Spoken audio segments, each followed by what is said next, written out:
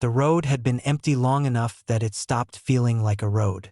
Mara noticed it somewhere between the last gas station and the place where the fog began to sit low over the asphalt, hugging it like something that didn't want to be seen from above. The yellow lines dulled, then blurred, then seemed to slip in and out of existence depending on the angle of her headlights. Trees pressed close on either side, dark trunks, slick with rain, rising like columns that held up nothing. She leaned forward a little, hands tighter on the wheel. "Do you remember the last sign?" she asked. Jonah didn't look up from his phone at first. He had that distracted stillness about him, thumb hovering over the screen, as if he'd forgotten what he'd meant to do.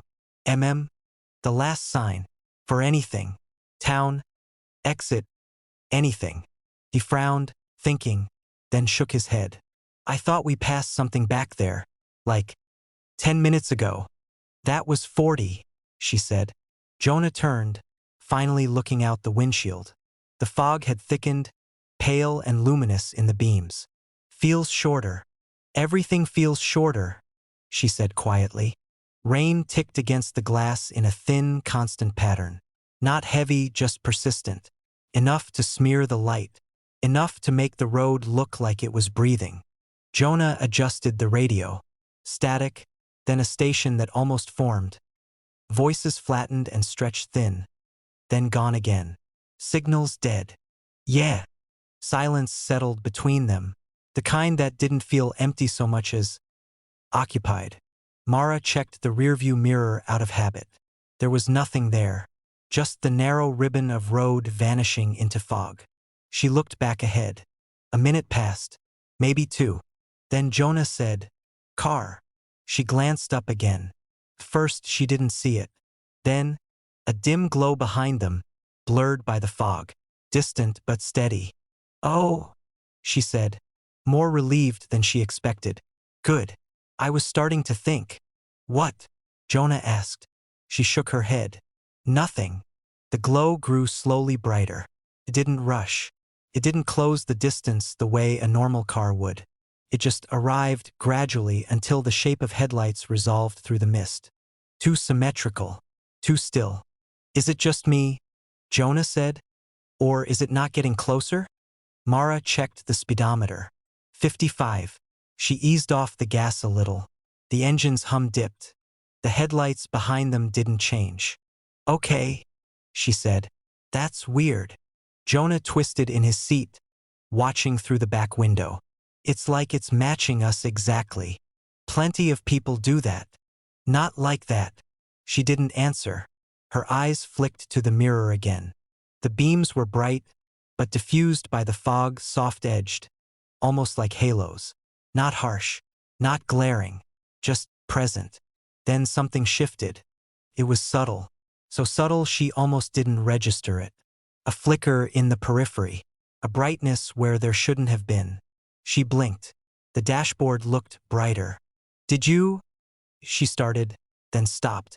"Did I what?" She glanced down. The instrument panel glowed a little stronger than before. The green of the speedometer, the faint blue of the digital clock. It all seemed more illuminated. "That's weird," she murmured. "What is?" "The dash. It's like." She stopped again. The light wasn't coming from the dash. It was coming from behind it.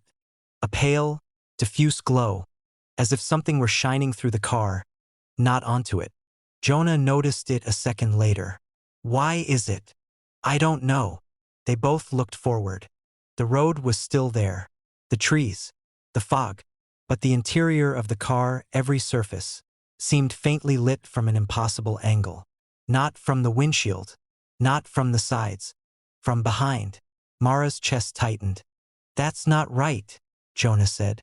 "No," she agreed. She adjusted the rearview mirror, angling it slightly. The headlights behind them were steady, perfectly aligned. Too perfectly aligned. And too low. They weren't casting light forward. They were casting it inward.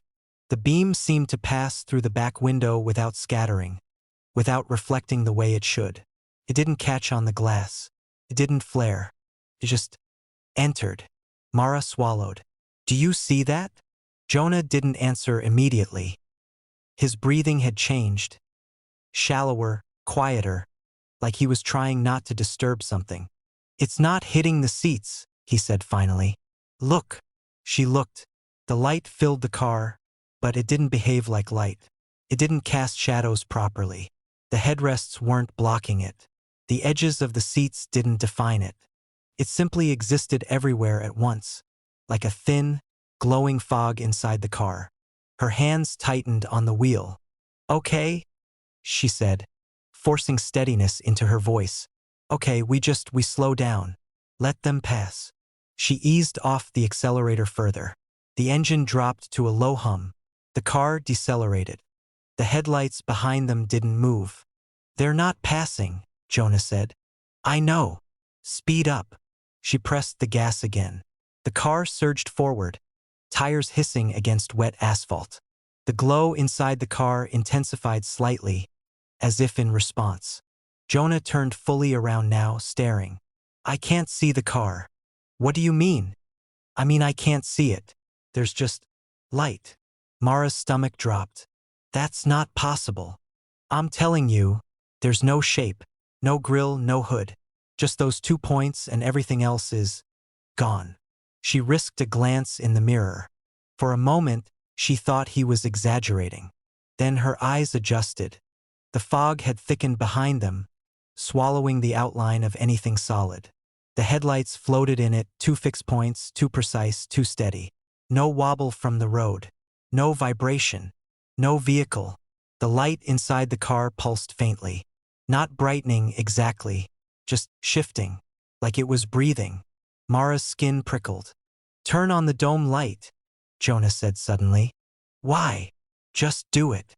She reached up and flicked the switch. Warm yellow light filled the interior, normal, familiar, grounded. For a second, it seemed to push back the other glow. Then the pale light adjusted. It didn't dim. It didn't retreat. It simply overlaid the dome light, threading through it, occupying the same space without mixing. Jonah let out a soft, strained laugh. "That's not." "Don't," Mara said sharply. "Don't say it." He swallowed the rest of the sentence.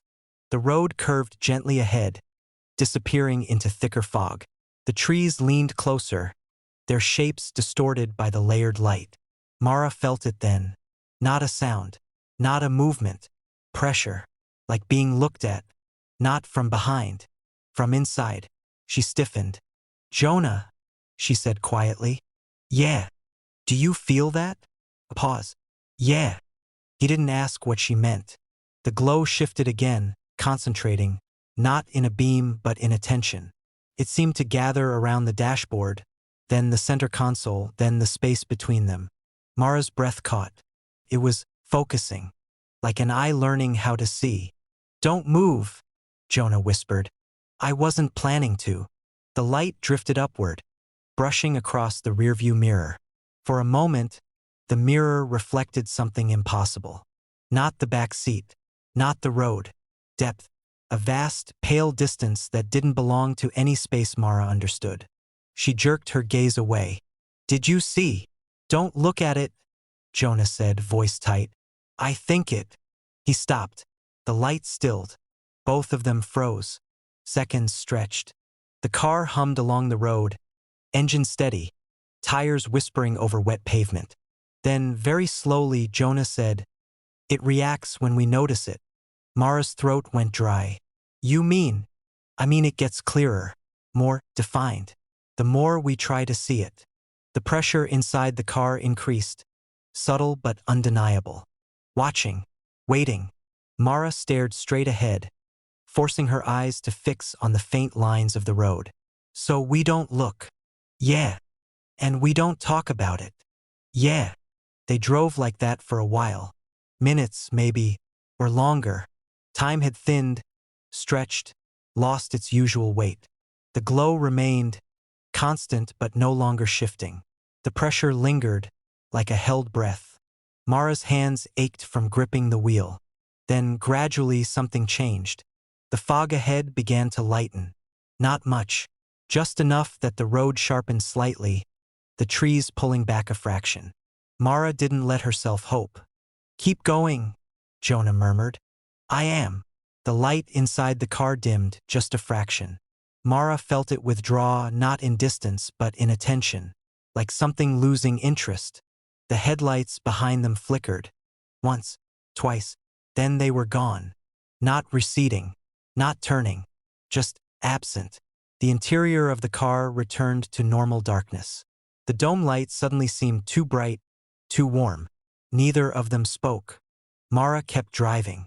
The fog thinned further. The road straightened. A sign emerged ahead, reflective and solid, its letters crisp in her headlights.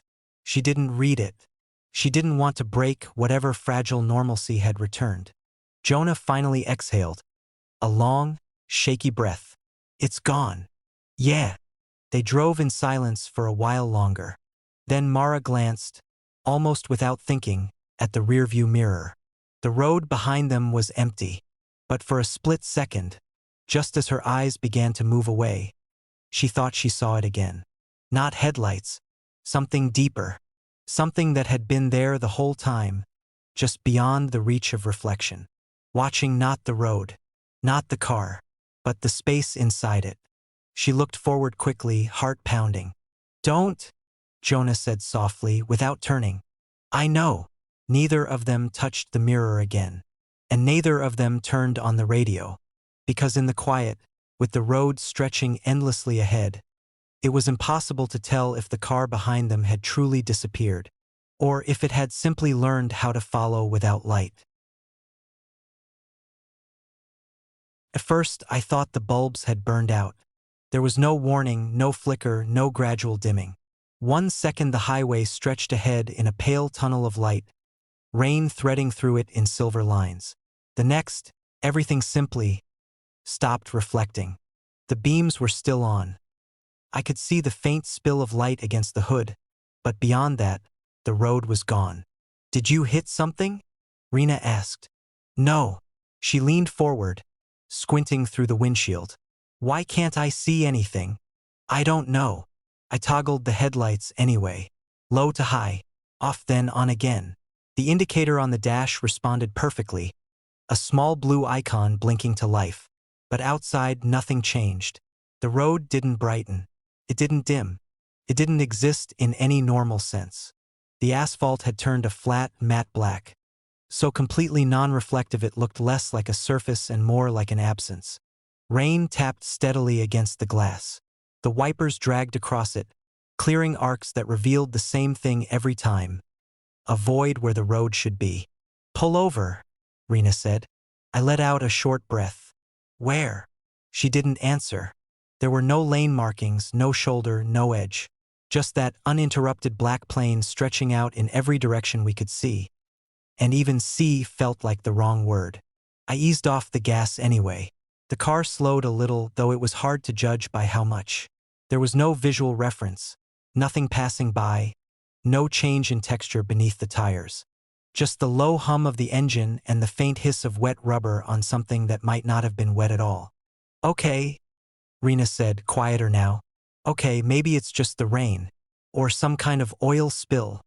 Oil reflects, I said. She didn't argue. I adjusted the rearview mirror. For a moment, I thought it had fogged over. But no, it wasn't fog. It wasn't even darkness. It was simply empty. Not black like the road. Not gray like the sky. Just a blank space where depth should have been. Is there anyone behind us? She asked. No, that's not possible. We passed that truck. Yeah. Where did it go? I didn't answer. I checked the side mirror instead. Same thing. No streaks of rain, no blurred lights. Just that same featureless absence, like the world behind us had been erased cleanly. Rena shifted in her seat, pulling her jacket tighter around herself. This isn't right. I know. Try braking. I pressed the pedal gently. Nothing. No deceleration, no forward dip of the car. The pedal moved under my foot, but it felt disconnected, like pressing into something soft and hollow. Okay, I said, keeping my voice steady. That's not good. Try harder. I did. The pedal went all the way down. Still nothing. The car continued forward at the same quiet, steady pace. "Handbrake," she said. I lifted it slowly. There was a faint click as it engaged. No effect. We sat there for a few seconds, both of us listening, as if the car might explain itself if we just gave it time. "Didn't. Are you still accelerating?" Rena asked. "No." I glanced at the speedometer. 35. I hadn't touched the gas. "Rena, I see it." Her voice had thinned, losing its earlier firmness. Okay. Don't panic. Just keep it straight." "I'm not sure I'm the one keeping it straight." She looked at me. "What do you mean?" I adjusted my grip on the wheel, testing it. There was resistance, not mechanical, not like the usual feedback from the road. It was subtler. A guiding pressure correcting small movements before I made them. Like the car or something beneath it already knew where we were supposed to go. "It's helping," I said. "That's not reassuring." I didn't say it was. The rain softened, then stopped entirely, but the windshield didn't clear. Droplets clung to the glass, unmoving, as if they'd been fixed in place. The wipers passed over them uselessly, rubber scraping against a surface that no longer behaved like water. Rena stared at them. "Why aren't they sliding?" "I don't know." "How are we still moving?" I didn't answer because I wasn't sure we were. The sensation of motion had become abstract. The engine still hummed, but it felt detached from everything else. There was no sense of passing through space. No shifting shadows, no distant lights, no horizon. Just the interior of the car and the idea of forward.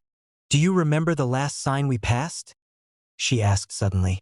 I tried to think. There had been one. A marker. White maybe. Or yellow. Slightly tilted. But the details wouldn't hold.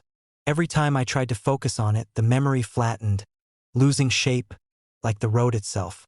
"No," I said slowly. "I can't." She nodded, as if confirming something to herself. "Me neither." We fell quiet again. Time slipped. The dashboard clock changed, but it didn't feel connected to anything real. Minutes might have passed. Or seconds. Then Rena leaned forward sharply. "Wait." "What?" She pointed ahead. First, I saw nothing. Then, gradually, something began to resolve, not in light but in distortion. A shape that wasn't visible so much as outlined by the way the emptiness bent around it. It was directly in our path. "What is that?" I asked. "I don't know." The steering wheel shifted in my hands, aligning us more precisely toward it. "No," I said, pulling slightly to the left. The wheel resisted, not forcefully, but enough to make the correction feel wrong. "Let it," Rena said, too quickly. "What?" "Just don't fight it." "Not yet." "Not yet." "I don't think it matters if you do." The shape grew larger as we approached. It didn't reflect the headlights. It didn't block them. It simply existed in a way that made everything else feel less real. And then something changed. Not in the shape itself, but in me. A flicker of recognition surfaced. Faint, incomplete. The way a word sits on the edge of your memory. Familiar but unreachable. "Do you recognize it?" Rena asked quietly. "Yes," I said before I could stop myself. Her head turned slowly. "From where?" "I don't know." But that wasn't true. The feeling deepened, threading through my thoughts. Fragments surfaced. This road, this darkness, the same steady hum of the engine. "We've been here," I said. Rena shook her head immediately. No, we haven't." "I think we have." "That doesn't make sense." "Neither does this."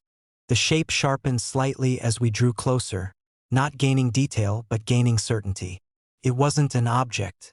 It was more like a place where something had been removed with intention. A gap, a receiving point. "Do you remember stopping?" I asked. "Stopping where?" "Here. On this road." "No. I think we did." The memory tried to form, but it kept collapsing in on itself, losing definition. "What happened?" she asked. "I don't know. The steering wheel centered itself fully. The car moved forward without hesitation. "Turn around," Rena said suddenly. I checked the mirror again. There was nothing behind us. Not even the suggestion of a road. We can't, I said. Try. There's nowhere to turn to. Her breathing quickened. Then stopped the car. I tried. Try again. I pressed the brake. Nothing. The shape was very close now. Close enough that the emptiness around it felt deeper, heavier, like a pressure building behind my eyes. And with that pressure came clarity. Not full memory. Not understanding. Just a single, quiet realization. I think it keeps things, I said. Rena looked at me. What? I think it takes them. And then it. Don't say that. I think it remembers. Even when we don't. The headlights flickered. But not outward. For a brief moment, the light bent back toward us, illuminating the inside of the car in a dull, gray reflection. In that reflection, I saw us. Same positions. Same expressions. Hands on the wheel. Eyes forward. Driving toward the same shape. Again. Rena, I whispered. Look. She did. And I saw the moment she understood, not fully, not logically, but enough. We didn't get out, she said. No. We never. The light dimmed again, swallowed before it could fully form. The shape ahead opened not like a door but like space-making room. The black surface deepened, losing even the illusion of flatness. It became something else, something without bottom, without edge. The car didn't slow, didn't hesitate. As we crossed into it, the last thing I noticed was the dashboard lights fading, not from failure, but from being absorbed, drawn into the same matte absence as everything else. The road behind us, if it had ever been there, was gone completely. No reflection, no sound, no memory of how we had arrived. Only the steady, unbroken sense of continuing forward. And somewhere, just out of reach, the faint impression that this wasn't the first time the road had needed to remember us.